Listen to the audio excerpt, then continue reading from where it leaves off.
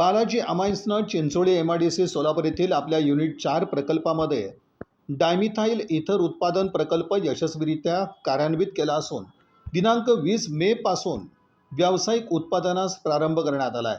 या यशामुळे व्यावसायिक स्तरावर DMEचं उत्पादन करणारी बालाजी अमाईन्स ही भारतातील एकमेव कंपनी ठरली आहे।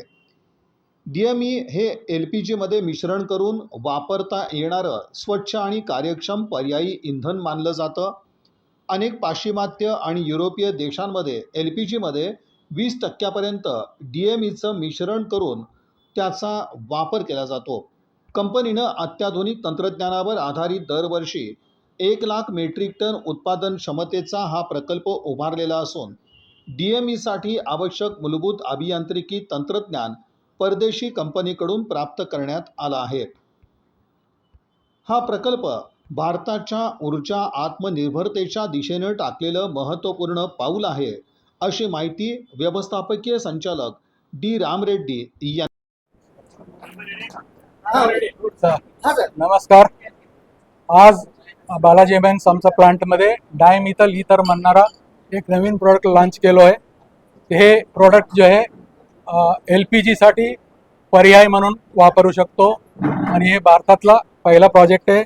आम्ही डेली 300 टन म्हणजे वर्षाला 1 लाख टनाचा कॅपॅसिटीचा हा प्लांट उभा केलेला आहे आणि येत्या काही दिवसाने याला मोठ्या सिलेंडर्समध्ये 500 किलो सिलेंडर्समध्ये कमर्शियल एस्टॅब्लिशमेंट जसं हॉटेल्स वगैरे जे आहेत त्यांना आम्ही ट्रायल म्हणून प्रत्येकाला देणार आहेत।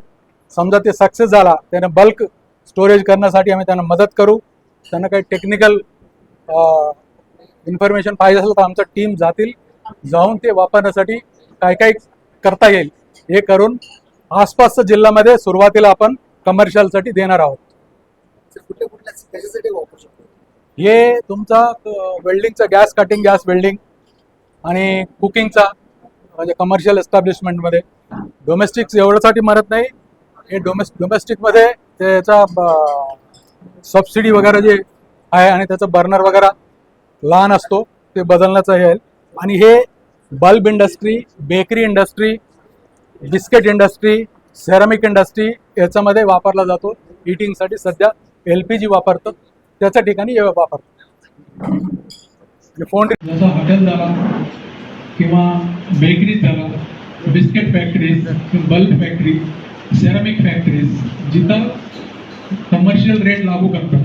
कारण काय हा प्रोडक्ट व्हॅल्यूम गेम आहे, म्हणजे याच्यामध्ये जास्त प्रॉफिट वगैरे तसं नसतं। म्हणजे एवढं क्वांटिटी जास्त केलं तेवढं वायबल होतं। म्हणून आपण सुरुवातीला कमर्शियल एस्टॅब्लिशमेंट आणि आरसोलसाठी करणार आहोत आणि याच्यासाठी सगळं तयार आहे, प्रोडक्ट तयार आहे। बल्क स्टोरेज करण्यासाठी म्हणजे तयार केल्यानंतर स्टोरेज करण्यासाठी तेवढंच एक लायसन्स ऑलरेडी आपण घेतलेलं आहे। जो PESO chief control of explosive म्हणणारे डिपार्टमेंट असतो नागपूरला, पूर्ण देशाचा तिथूनच दिला जातोय। तो परमिशन आपल्याला आलेला आहे।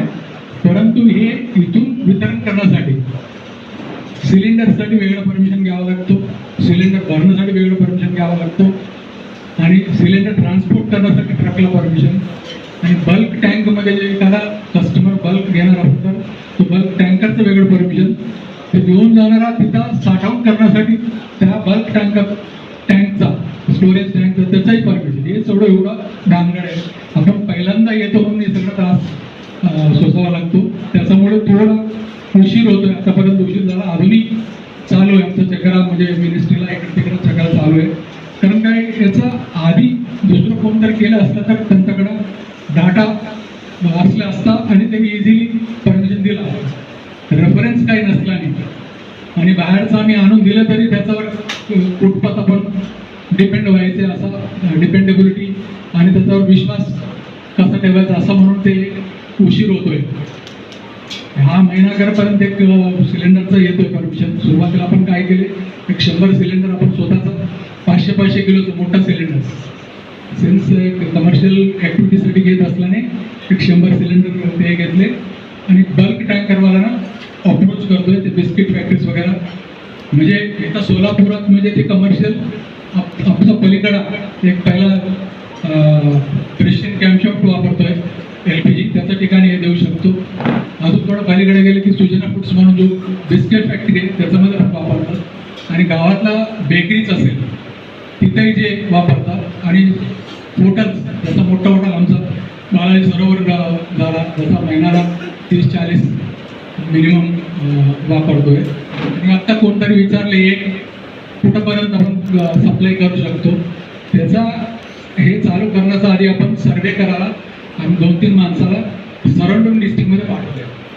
फक्त कमर्शियल ते डीलरकडे जाऊन, HPCL डीलर म्हणा, BPCL डीलर, IOCL डीलर, ते डीलरकडे जाऊन तुम्ही कमर्शियल किती विकता असा विचारला. फक्त आपलं सोलापूरला रोजचं 60 टन जातो, फक्त सोलापूर सिटीमध्ये 7 टन.